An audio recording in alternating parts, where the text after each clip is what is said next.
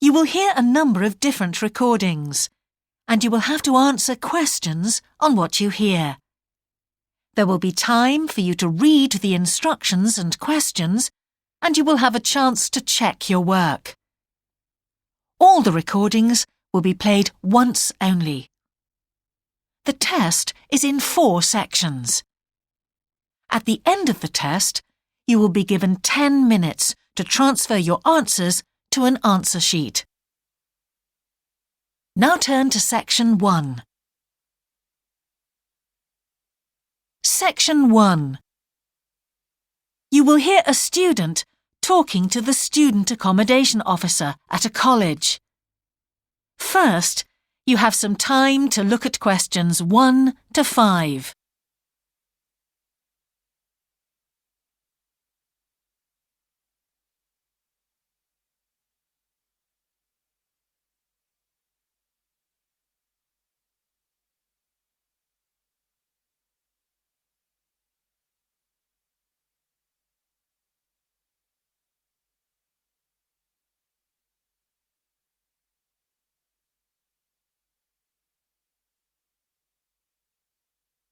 You will see that there is an example that has been done for you. On this occasion only, the conversation relating to this will be played first. Good morning. Can I help you?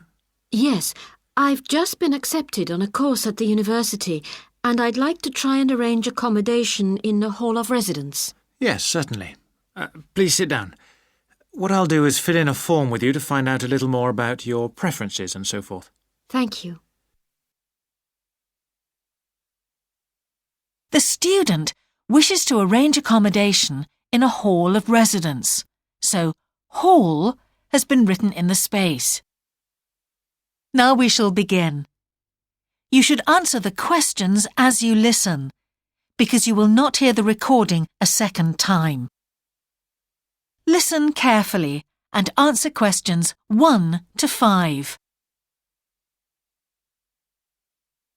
Good morning. Can I help you? Yes, I've just been accepted on a course at the university and I'd like to try and arrange accommodation in a hall of residence. Yes, certainly. Please sit down. What I'll do is fill in a form with you to find out a little more about your preferences and so forth. Thank you. So, first of all, can I take your name? It's Anu Bhatt. Could you spell your name, please? Yes, ANUBHATT. Thanks. And could I ask your date of birth? The 31st of March, 1972. Thank you. And where are you from? India. Oh, right.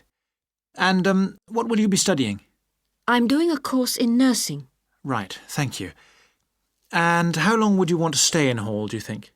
Well, it'll take 3 years, but I'd only like to stay in hall for 2. I'd like to think about living outside for the 3rd year. Fine. And what did you have in mind for catering? Do you want to cook for yourself or have all your meals provided? That's full board. Is there something in between? Yes, you can just have evening meal provided, which is half board. That's what I'd prefer. Yes, a lot of students opt for that. Now, with that in mind, do you have any special diet, anything we should know about? Yes, I don't take red meat. No red meat. Before you hear the rest of the conversation, you have some time to look at questions 6 to 10.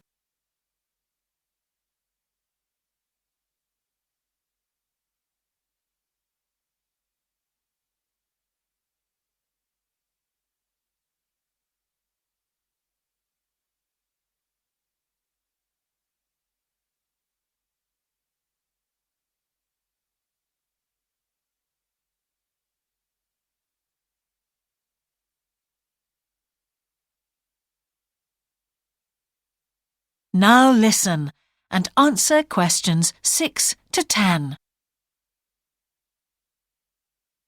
Now, thinking about the room itself, we have a number of options.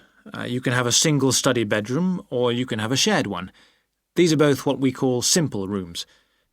The other alternative is to opt for a single bedsit, which actually has more space and better facilities. There's about £20 a week difference between them. Well, actually, my grant is quite generous, and I think the bedsit sounds the best option. Lovely. I'll put you down for that, and we'll see what availability is like. Now, can I ask some other personal details which we like to have on record? Yes, of course. I wonder if you could let us know what your interests are. This might help us get a closer match for placing you in a particular hall. Well, I love the theatre. Right. And I enjoy sports, particularly badminton. Ah, that's worth knowing. Now, what we finish with on the form is really a list from you of what your priorities are in choosing a hall, and we'll do our best to take these into account. Well, the first thing is I'd prefer a hall where there are other mature students, if possible. Yes, we do have halls which tend to cater for slightly older students. And I'd prefer to be out of town. That's actually very good for you because we tend to have more vacancies in out-of-town halls. Lucky. Yes. Anything else? Well, I would like somewhere with a shared area, a TV room, for example, or something like that. It's a good way to socialise. It certainly is. That's it. Now, we just need a contact telephone number for you. Oh, sure, I'll just find it. It's 667549. Great. So we'll be in contact with you as soon as possible. That is the end of section 1. You now have half a minute to check your answers.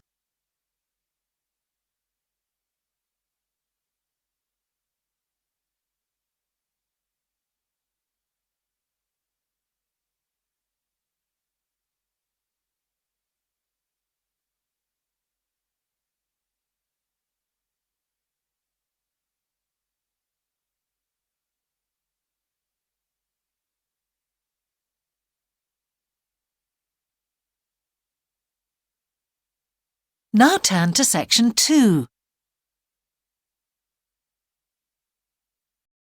Section 2. You will hear a talk given to new students about a university advisory service. First, you have some time to look at questions 11 to 15.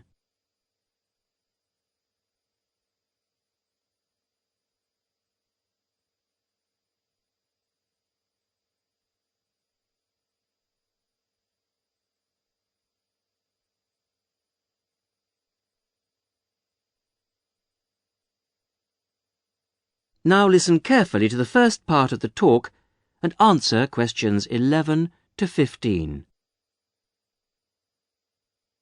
Hello everybody, and welcome to this informal meeting about the University Helpline. The Helpline was set up 10 years ago by the Students' Union, and it aims to provide new students to the university with a service that they can use if they need information about practical areas of student life that they're unfamiliar with. Let me give you some examples of the type of help we can offer. We can provide information on financial matters. For example, you may feel that your grant is insufficient to see you through college life, or you may have some queries regarding the fees you're paying if you're an overseas student.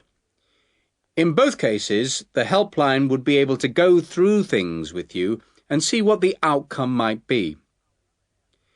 Another area we can help with is what we generally term the domestic area, things such as childcare and the availability of nursery provision, for example, come under this. Then there's academic issues that may arise while you're in the early stages of your course that you may not know what to do about. You may wish to know more about essay deadlines, for example, or how to use the library. There are all kinds of questions you will find yourself asking and not knowing where to get quick answers from. The helpline would be able to provide these. The last example I've given here is simply termed social.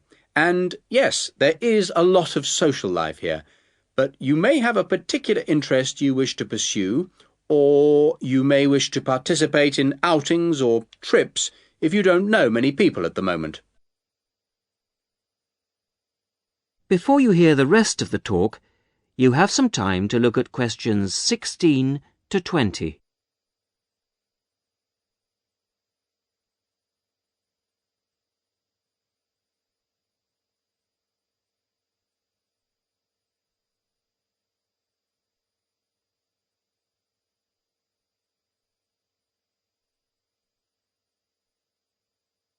Now listen and answer questions 16 to 20. Let me give you some details so that you know where to go and who to see if you want to pay us a visit. Generally, you'll see our helpline officer, Jackie Kouachi. That's Kouachi. Jackie is a full-time employee of the Student Union, and she works in the Student Welfare Office. That's the office that deals with all matters related to student welfare, and it's located at 13 Marshall Road. I have some maps here for those of you who haven't been there yet. If you wish to ring the office, the number is 326-9940. That's 326-9940. The office is open between 9:30 and 6 o'clock on weekdays and from 10 to 4 on Saturdays. And there'll be somebody there, usually Jackie or myself, between those times. If you want to make an appointment, you can phone or call at the office in person. Please note that it may not be possible for anyone to see you straight away, particularly if it's a busy time, lunchtime for example, and you may have to go on the waiting list and then come back later. Well, enough from me. Any questions? That is the end of section 2. You will now have half a minute to check your answers.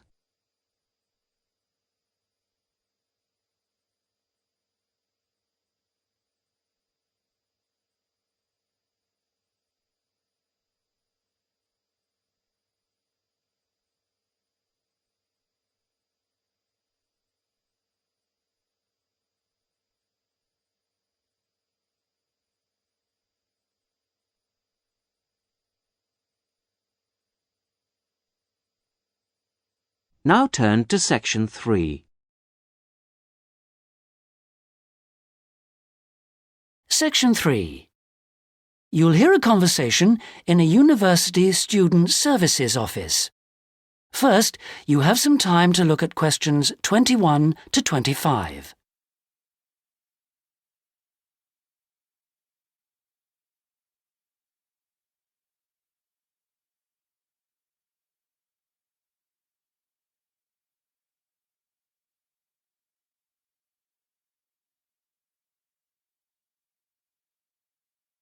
Now listen carefully and answer questions 21 to 25.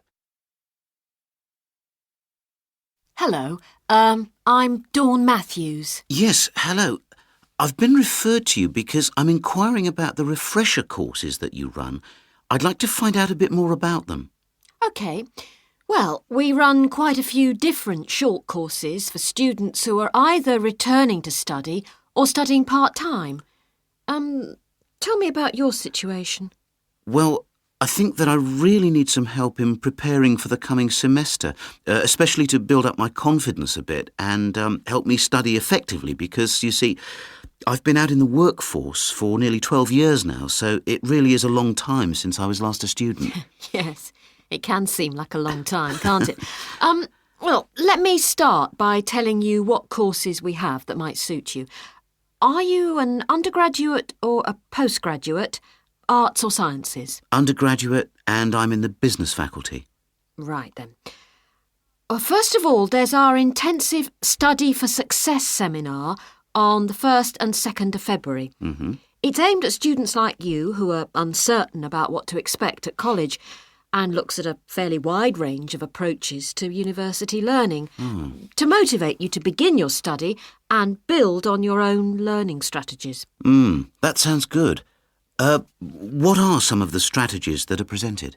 Well, we try to cover all aspects of study. Some of the strategies in writing, for example, would be improving your planning for writing, organising your thinking, and building some techniques to help you write more clearly. With reading, there'll be sessions aimed at getting into the habit of analysing material as you read it, and tips to help you record and remember what you've read. It really is very important to begin reading confidently right from the beginning. There's also advice on how to get the most from your lectures and practice in giving confident presentations, as well as how to prepare for exams. What about the motivational side of things? Well, there's a range of motivational exercises that we do to help the students feel positive and enthusiastic about their study. The process of learning and exploring a subject can lead to a whole new way of looking at the world, and the study skills and techniques that you build up can be applied in all sorts of different ways. Before you hear the rest of the conversation, you have some time to look at questions 26 to 30.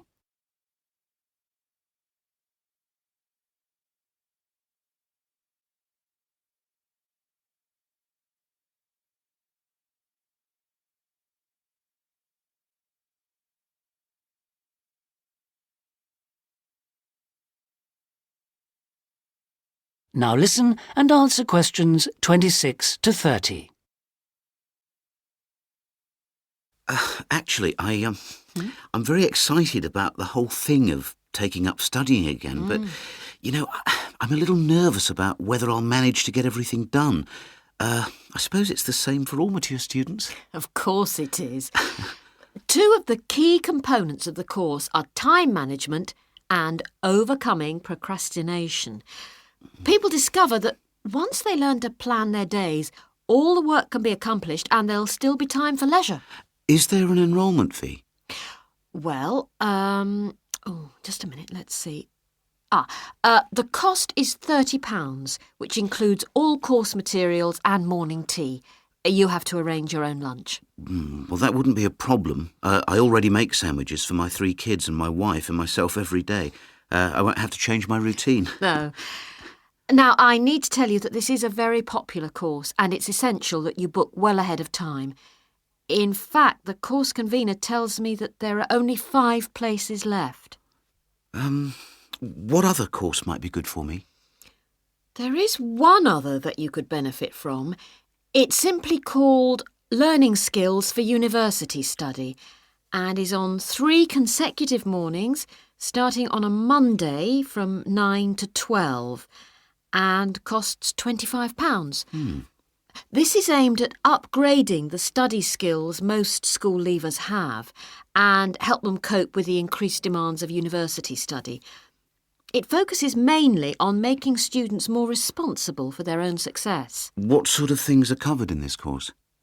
Well, basically, it's more advanced thinking, note-taking, reading and writing strategies, but also some input about stress management. I think I'd be better off starting from the basics and looking at all the strategies, don't you? Yes, from what you've told me, I think that's more in line with your situation. All right then. Can I book a place on the Study for Success seminar course now? Yes. Let me just get out a registration form and take down your details. That is the end of section 3. You now have half a minute to check your answers.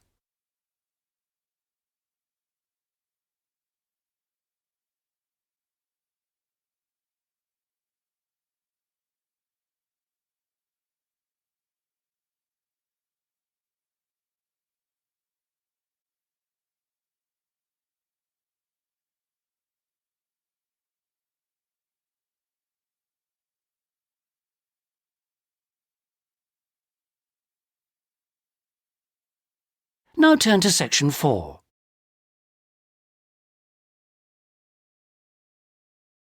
Section 4. Road congestion and market failure. You will hear a lecture on road congestion as an example of market failure. Before you listen, you have 45 seconds to read questions 31 to 40.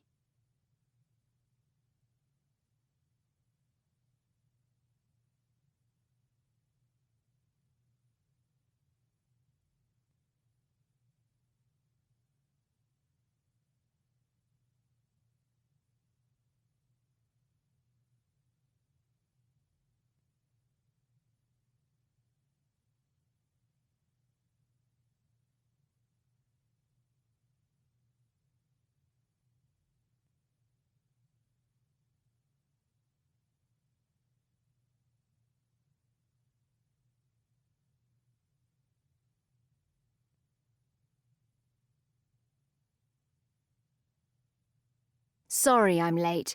The traffic was unbelievable. However, my lateness is pertinent to today's topic. Road congestion as an example of market failure. Next week's examples will be carbon emissions and commercial fishing. But what is market failure? Broadly speaking, it's when the free market fails to develop or apportion resources efficiently. A market may fail completely or partially. In the case of complete failure, resources cannot be allocated to satisfy need or want because there are insufficient incentives for profit-seeking firms to enter the market. Take street lighting. Without state intervention, there probably wouldn't be any, as it's unlikely private individuals would pay for it themselves. With no revenue generated and no profit earned, no firm would enter the street lighting market either. That's why taxes are set aside for public goods. There are many ways in which partial market failure occurs, but I'd like to focus on oversupply, which is when markets produce too many goods or services. It commonly occurs with demerit goods, like alcohol or tobacco, and with negative externalities. What are negative externalities? Well, the inability of consumers or producers to account for the effects of their actions on third parties. Road congestion is a classic case. Oh, let me tell you something I read last night. The speed of traffic in central London has remained fairly constant over the past 100 years. Really? How can that be? Wasn't most traffic horse-drawn in 1916? Indeed, it was. But the fact remains, in central London, giant four-wheel drives and sleek sports cars travel about as fast as wagons pulled by horses. Back to business. There are four main ways of dealing with congestion. 1. A city increases the amount of road space. 2. It improves public transport. 3. It reduces the demand for travel. Or 4. It increases the cost of private travel. In the case of London, the first measure is counterproductive. There are enormous costs associated with construction and a long delay between planning and availability. Once built, more roads only encourage more driving, and very soon congestion rears its ugly head again. On the surface, improving public transport seems a great idea, but even when it's reliable, cheap and convenient, it's viewed as an inferior good. As incomes rise, most of us leave inferior goods behind. We used to drink beer. Now we drink boutique beer. We used to holiday locally at the seaside. Now we fly to Thailand. What about reducing the demand for travel? Unfortunately, no one seems to know how to do this. The fourth option, raising the cost of private travel, has also had limited success. In London, we've experienced higher vehicle and fuel taxes, more expensive parking, and licence fees, no parking routes, and a raised driving age. But we've kept on driving. Other big cities have taken a different approach. Some Chinese cities limit drivers to 4 days a week, based on the final number of their licence plate. But the rich just buy 2 cars. Sydney and Singapore have tolls on bridges and tunnels, yet people pay up or drive longer routes to avoid tolls, creating traffic jams elsewhere. In 2003, London opted for a congestion charge in the central city. Back then, the charge was £5 a day. It's now £11.50. From its inception, there was a discernible decrease in traffic. Estimates in 2004 by Transport for London, or TfL, were that traffic flow was reduced by almost 20%, or 50,000 cars per day. Journeys were 15% faster. The number of bus journeys rose by 15%, and cycle usage by 30%. TfL stated that road traffic reduced a further 10% between 2011 and 14. However, a recent report has concluded that by 2031, congestion will have worsened by a staggering 60%, even if strict measures are adopted immediately. It seems as though the cycle is similar to building more roads. A sharp initial improvement, a slower improvement over time, followed by stasis and decline. So, to conclude, part of the reason for road congestion is an unquantifiable negative externality, exemplary of partial market failure. The free market is incapable of allocating resources efficiently. No matter what authorities do, people continue to drive. On some level, we all know congestion leads to more noise, pollution, accidents, and slower travel times.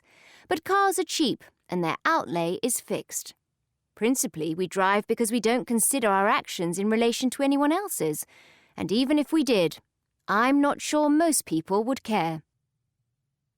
That is the end of the listening test. You now have 10 minutes to transfer your answers to your answer sheet.